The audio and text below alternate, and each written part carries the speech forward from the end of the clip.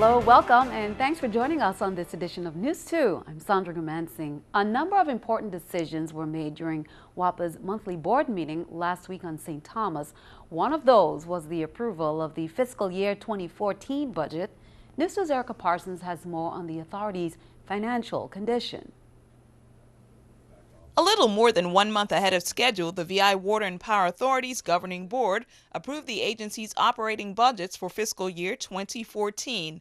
The water and electric budgets go into effect July 1 this year and then run until June 30th next year. WAPA CFO Julia Reimer is projecting that the authority will break even on the electric side. According to a statement from the company, the projected expenses are $343.3 million, roughly the same as the projected revenues, which are slightly higher.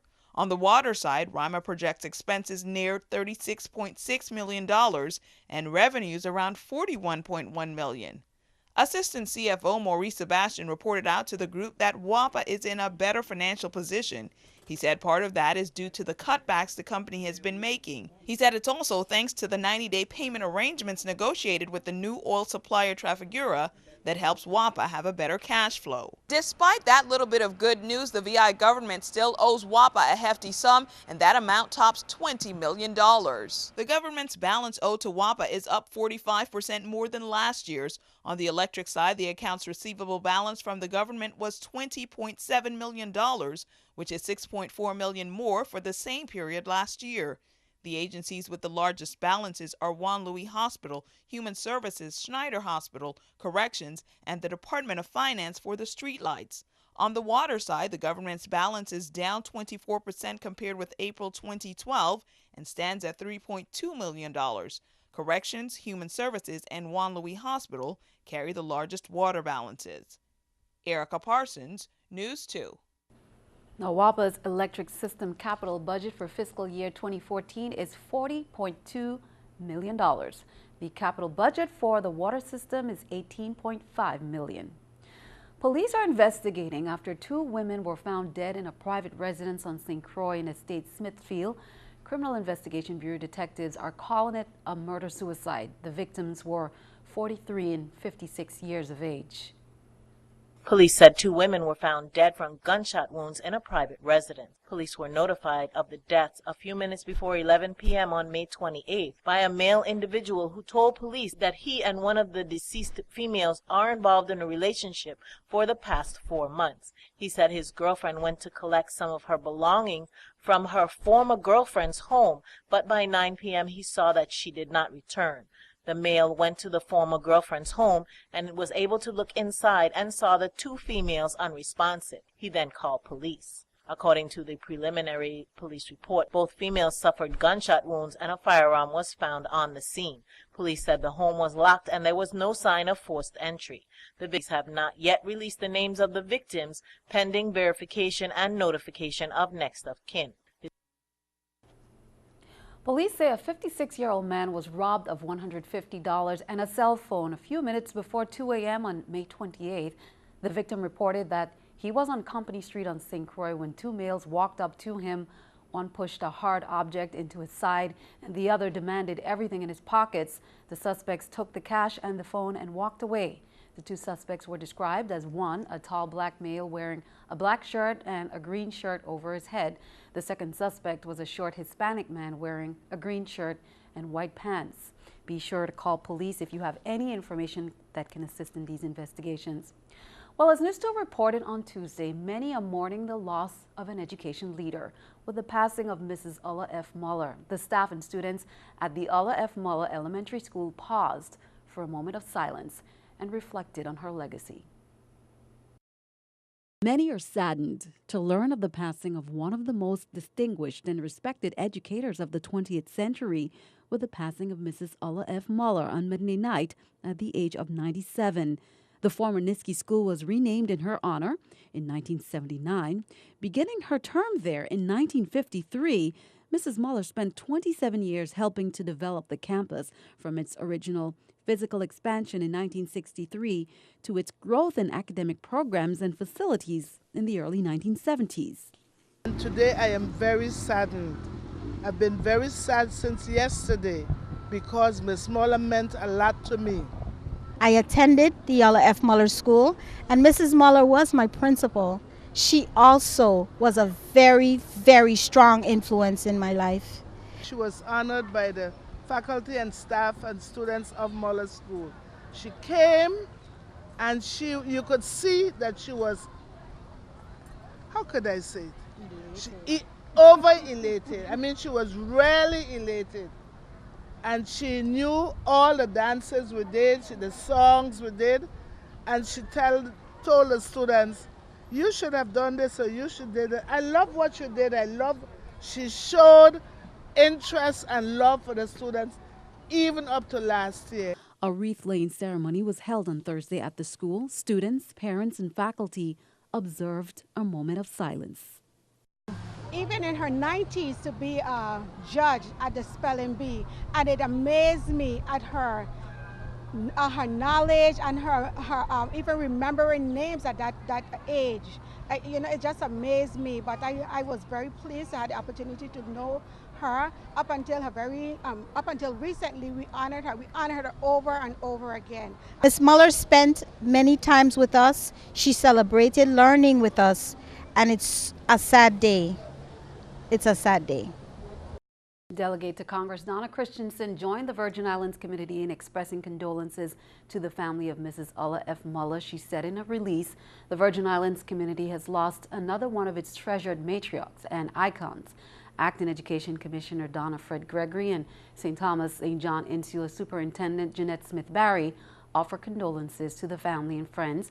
She said the entire Ulla F. Muller Elementary campus is definitely a tribute to Mrs. Muller's commitment to the students in our community. Even in her retirement, she could always be called for help. Parents are invited to take part in this year's annual USVI Parent-Teacher Student Association Convention. The conference is scheduled for June 1st at Juan Louis Hospital's Cardiac Center. The theme is Parents as Advocates, and National PTA Rep Esther Parker will be featured as a speaker. Parents interested in registering for Saturday's conference can call 514-3336.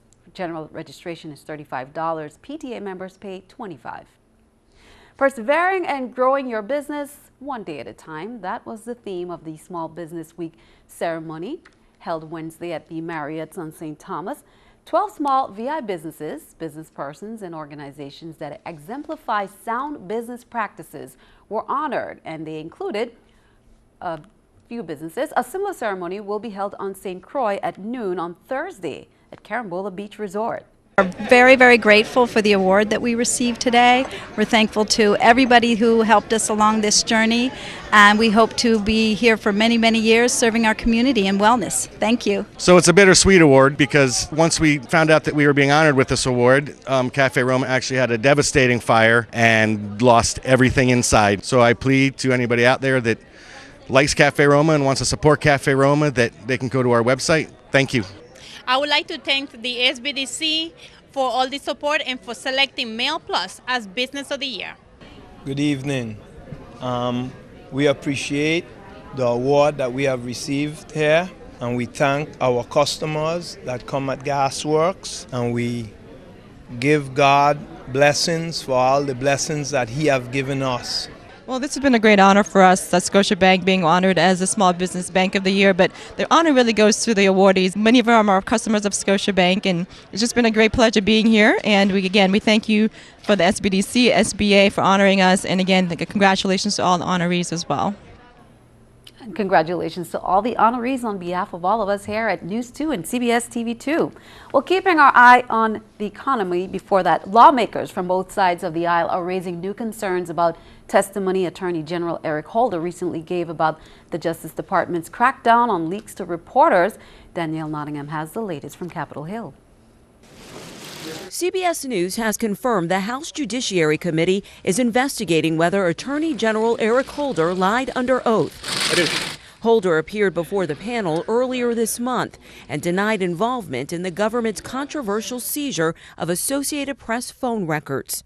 With regard to the potential prosecution of the press for the disclosure of material, that is not something that I've ever been involved in, heard of, or would think would be a wise policy. But a statement from the Justice Department reveals Holder was involved in a similar case.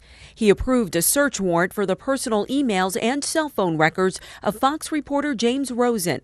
Republicans on the House Judiciary Committee sent Holder a letter this morning, voicing concern about his recent testimony and asking the Attorney General to respond to a list of questions no later than June 5th.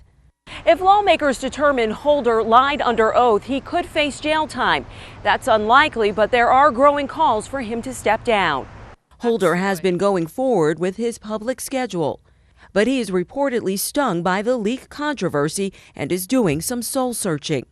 Last week, President Obama ordered Holder to look into how the Justice Department handles leak probes that involve journalists. But both Democrats and Republicans say it's a bad idea for the Justice Department to investigate itself. Danielle Nottingham, News 2. Meanwhile, keeping our eye on the economy, Amazon is turning the heat up on Netflix. It will start production on a pair of new comedy shows and 3 new kids shows. They will be available later this year and early next year on Amazon's video streaming service. Amazon wants more original content to stay competitive with Netflix, which already produces a handful of shows. This is the New York Stock Exchange, the Scotiabank Stock Market Watch. The Dow, NASDAQ, S&P all up. The Dow 106, NASDAQ 21, S&P 11. Coming up on News 2, celebrate the reef. That was the rallying cry for the hundreds of people who ventured out to rhythms at Rainbow Beach on Sunday on the Big Island. We'll have that and much more coming up next.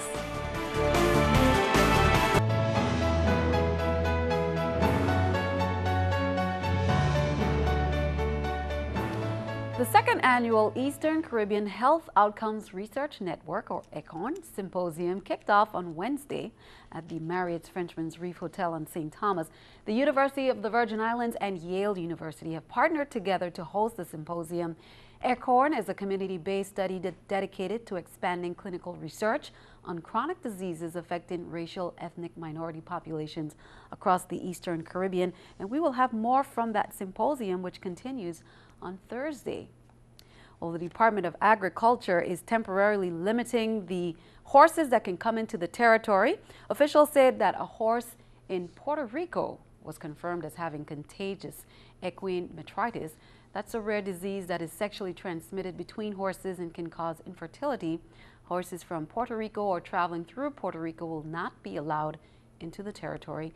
Agriculture officials say horses coming from Florida will have to be tested for the disease as well. They say these measures are in place to protect the VI's horse population, particularly the race industry.